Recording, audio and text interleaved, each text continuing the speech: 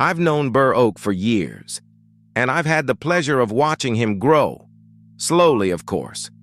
It's a running joke between us that he's always leaving a trail of destruction wherever he goes, with those big fringed acorns of his denting car hoods and making a general mess.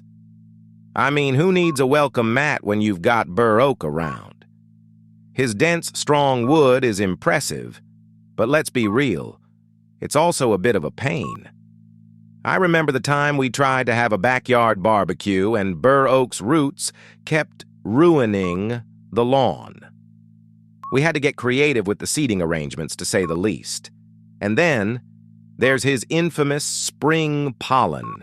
It's like he's trying to clear out the room with his own personal allergen attack.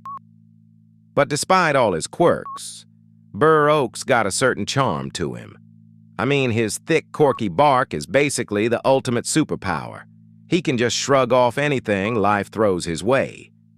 And when you introduce him with his full name, Quercus macrocarpa, he sounds like a total poser, but somehow it works for him.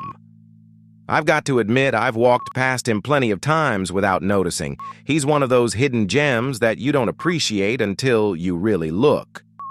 As for his family, I will say that his in-laws are a bit of a handful.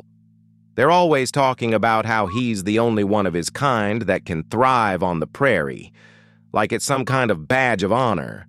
But hey, I guess it's nice to have a sense of pride in your roots. Here's to Bur Oak. May his love continue to grow, even if it's at a glacial pace.